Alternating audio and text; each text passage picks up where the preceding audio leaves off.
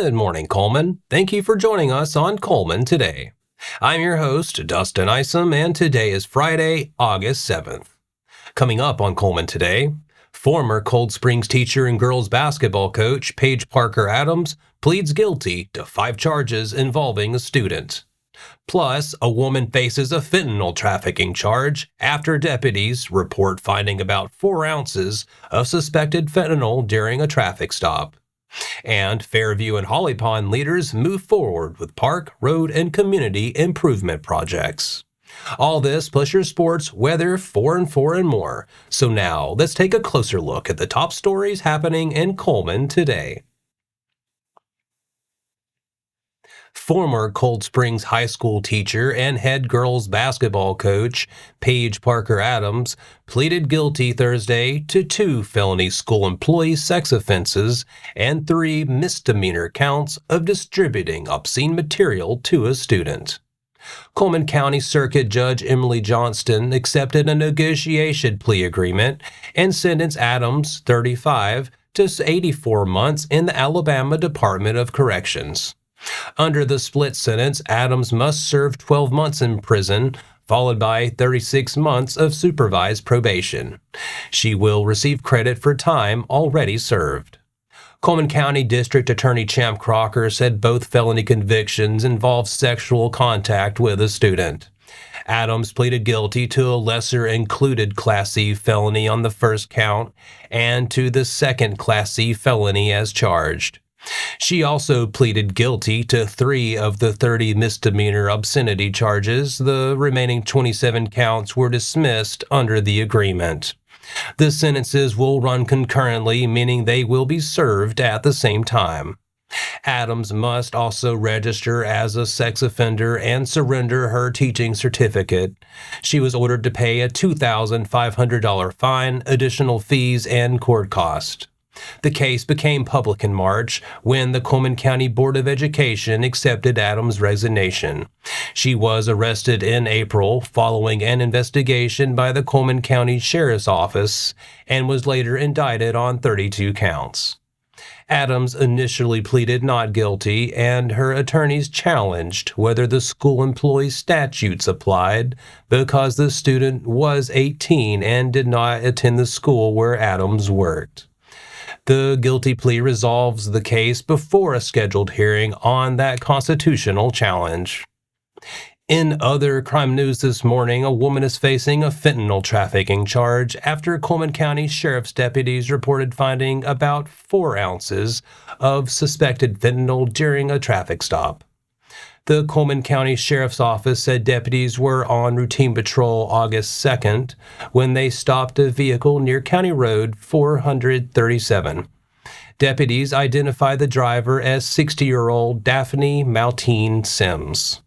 The Sheriff's Office said deputies developed probable cause to search the vehicle and found approximately 4 ounces of a substance that field tested positive for fentanyl. Authorities did not release additional details about what led to the search. Sims was arrested on a charge of trafficking and fentanyl and taken to the Cullman County Detention Center. Sheriff Matt Gentry praised deputies for their proactive work and said fentanyl remains one of the most serious drug threats facing Cullman County. Sims is presumed innocent unless and until proven guilty in court. Turning now to municipal news, Fairview leaders are considering a long-term plan to upgrade the town park while addressing more immediate projects. The council approved spending up to $1,000 to level the pickleball court slab, where poor drainage has caused water to collect. Rental rates were also set at $250 for nonprofit organizations and $500 for private groups or sponsored tournaments. Councilwoman Julie Grimes presented options for a broader park renovation that could be completed in phases over 10 years. Ideas include new playground equipment, a hammock area, exercise equipment, walking trails, and an amphitheater. Playground options range from about $45,000 to relocate existing equipment to $100,000 for relocation and additional equipment. The council expects to consider those options during budget discussions later this month. The council also approved purchasing a $29,000 computerized sign for Town Hall.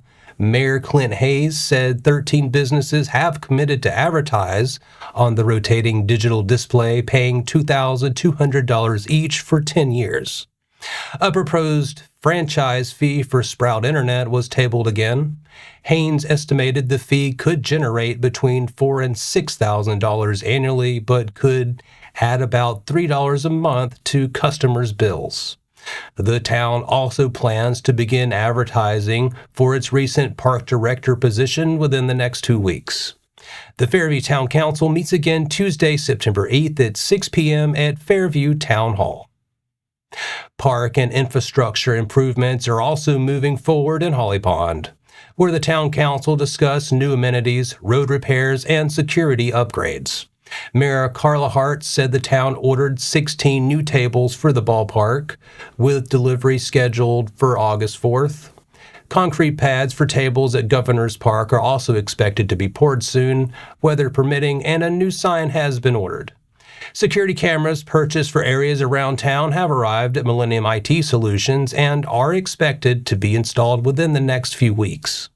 Hart also presented an estimated $41,800 proposal to repair and repave Turkey Hop Road West.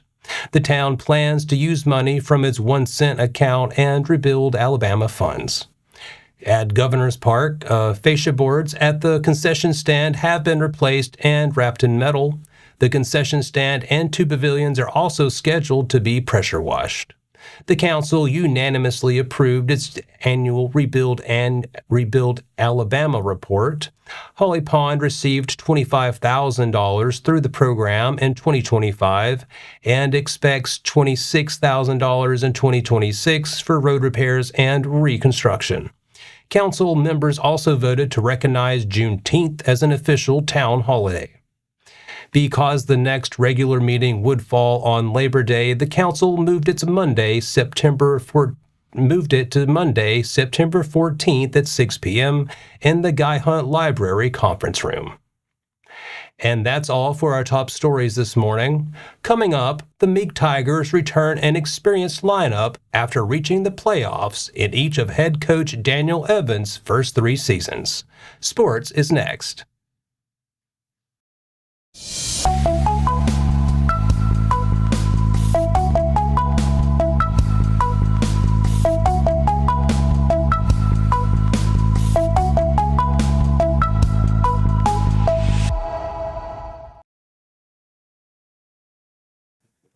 Welcome back. Meek High School enters the 2026 football season with an experienced roster and hopes of extending its recent playoff success. Head coach Daniel Evans has led the Tigers to 3 straight postseason appearances, 2 playoff victories, and a 22-13 record through his first 3 seasons. Meek returns all but 1 starter along the offensive line, along with 4-year starting quarterback Evan McKay. The Tigers averaged 36 points per game last season, with McKay directing the offense as both a passer and a threat in the running game. Evans said the offensive line could be the deepest of his tenure. Several younger players gained valuable experience when injuries forced them into the lineup last season, giving the Tigers 8 or 9 linemen the coaching staff feel comfortable playing. Running back Hunter Wyatt also returns after contributing at several positions on offense and defense.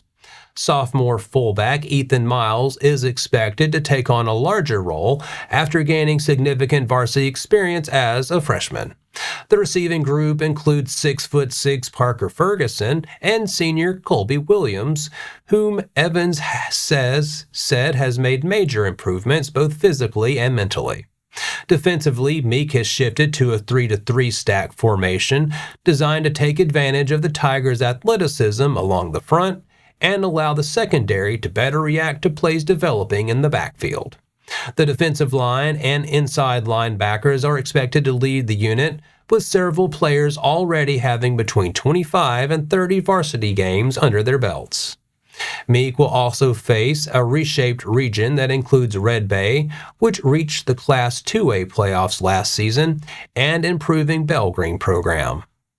Evans said the Tigers are bigger, stronger, and more experienced after another offseason in the weight room, giving them confidence heading into the new season. The Tigers open the season with plenty of experience and confidence on both sides of the ball. Coming up after the break, a longtime boutique begins a new chapter in Cullman. Drivers prepare for tonight's Twilight 5K, and Wallace State celebrates its newest health care graduates. 4 Stories in 4 Minutes is coming up next.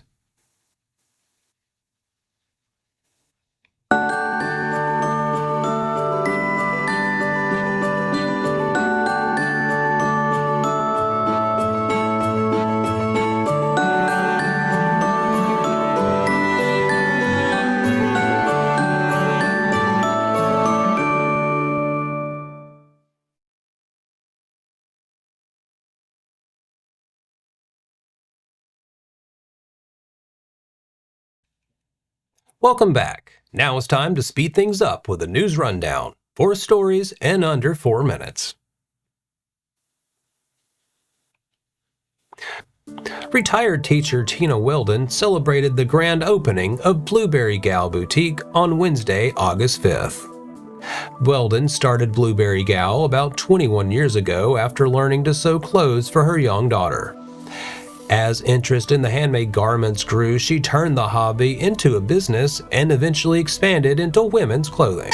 But God doesn't stop. When He has a plan for you, He's going to keep knocking. This is just a place that I hope we can use to not only be friends with people, but to be a ministry to others. We want to reach people and touch people and show them love. And I think that is the key to God blessing whatever you do in your life.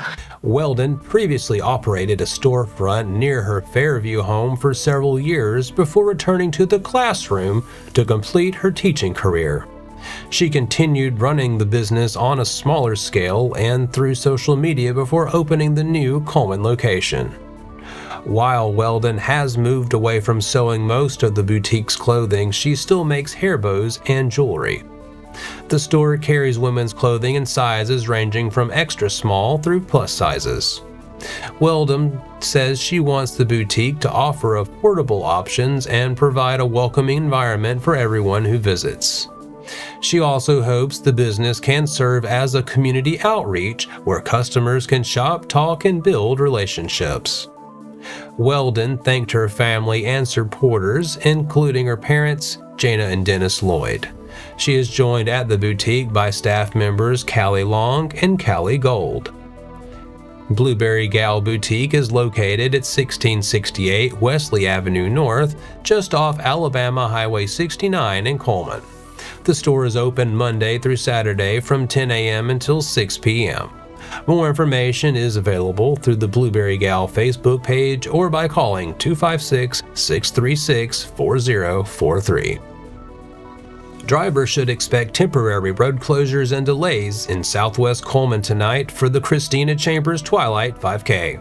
The race begins at 8 p.m. at Cotton Creek, and participants will travel along portions of 4th Avenue Southwest, Broadway Avenue Southwest, Graham Street Southwest, Main Avenue Southwest, and several surrounding streets before returning to Cotton Creek. Closures will be implemented as runners and walkers approach each section of the course. Streets may reopen in stages after the final participant passes and public safety officials determine traffic can safely resume. The race is expected to end between 9:30 and 10 p.m. However, streets around Cotton Creek and the Flying 50 area will remain closed from around 4 p.m. until midnight for event setup, activities, and cleanup. The race honors Christina Chambers, a Cullman native, former WBRC sports reporter and avid runner. Net proceeds will benefit her son, Constantine, and charitable organizations, including the Willow Path. Drivers should use alternate routes and follow directions from officers and traffic control personnel. Wallace State Community College honored nearly 40 graduates from 2 health science programs during pinning ceremonies Tuesday, August 4th. The Occupational Therapy Assistant program celebrated 29 graduates. Program Director Rachel Gooch praised the class of 2026 for its compassion, service, and commitment to helping others regain the activities that give their lives meaning. Class President Samantha Arbit of Cullman said the students grew into a close-knit community while completing the demanding program. 7 members of the graduating class are from Cullman: Arbit, Ella Claire Beard, Lainey Cornelius, Natalie Lawley, McClella Mason, Samantha Muse, and Gracie Roberts. Wallace State also recognized 10 graduates from its Diagnostic Medical Sonography program. Program Director Dr. April Sutherland described the class as compassionate and said that quality will be essential as graduates care for patients, both during joyful and difficult moments. All members of the sonography class passed their obstetrics registry examinations. Kaylee Claybo of Hartselle was named valedictorian, while Marlena Reeves of Springville received the Clinical Excellence Award. The pinning ceremonies marked the students' completion of their programs and transition into professional practice. Both programs accept applicants each year from March 1st through June 1st for fall admission. More information is available through Wallace State's Health Sciences Division. Flourish of Cullman is accepting applications for job coaches to help individuals with differing abilities find and maintain employment in the community. The nonprofit said full-time and part-time positions may be available. Job coaches work one-on-one with participants at local businesses and other job sites. Duties include teaching workplace routines, job responsibilities, and professional conduct, while helping participants build independence, problem-solving, and self-advocacy skills. Coaches also communicate with employers, families, and referring agencies and complete required service documentation. The positions support Flourish's work program, which provides job readiness training, application and interview assistance, workplace coaching, and long-term employment support. The program may also help participants arrange transportation, obtain appropriate clothing, and identify needed workspace accommodations. Applicants with experience working with individuals with disabilities are preferred. Candidates must have a valid driver's license, reliable transportation, and current automobile insurance. They must also be able to travel throughout the service area, lift up to 25 pounds, and pass a background check and drug screening. Starting pay depends on experience. Eligible full-time employees may receive mileage reimbursement, paid training, and partial health insurance coverage. Flourish founder and CEO Melissa Dew said the program helps participants demonstrate their abilities and build lasting relationships with local employers. Applicants should send a resume to Melissa Dew at flourishofcullman.com. And that's all for your 4 stories in 4 minutes. Now for a quick break before we look at the weather ahead and pay our respects with obituaries. I'll be right back after this quick message.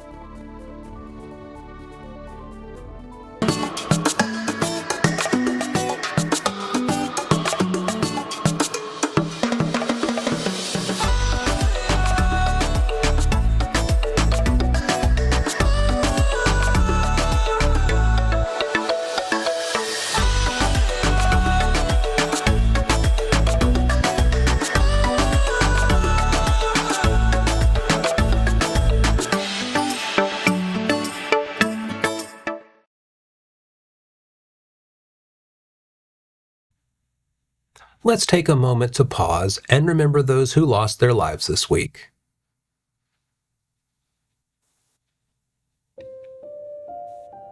Jason Earl Adair, 56, passed away Saturday, August 1st. No services have been listed at this time. Bonnie Jean Bradford, 87 of Cullman, passed away Wednesday, August 5th. Visitation will be Sunday, August 9th from 12:30 until 2 p.m. at Cullman Funeral Home Chapel, with funeral service following. Burial will be at Sardis Cemetery. Julius Gladstone Willcutt, 79 of Crane Hill, passed away Sunday, August 2nd. Visitation will be today from noon until 1 p.m. at Cullman Heritage Funeral Home, with memorial service following. Our thoughts and prayers go out to their friends and families. Now, let's take a look at your weekend weather forecast. Today brings a 30% chance of showers and thunderstorms, mainly before 3 p.m. Otherwise, skies will be mostly sunny with a high near 88 and a heat index of around 97. Tonight will be partly cloudy with a slight chance of rain and a low near 71. Tomorrow brings a 50% chance of showers with thunderstorms also possible after 10 a.m. It'll otherwise be mostly sunny with a high near 88 and a heat index of around 98. Tomorrow night will be partly cloudy with a low of around 71. Sunday looks mostly sunny with a 20% chance of afternoon showers and thunderstorms. The high will be near 89, followed by partly cloudy skies Sunday night and a low of around 72. And that wraps up today's edition of Cullman Today. Thank you for sharing your morning with us, and remember to stay connected by following us on social media and visiting CullmanTribune.com for the latest from our community. We'll be back bright and early Monday morning at 6:30 a.m. Until then, I'm Dustin Isom with Cullman Today. Have a great weekend, Cullman.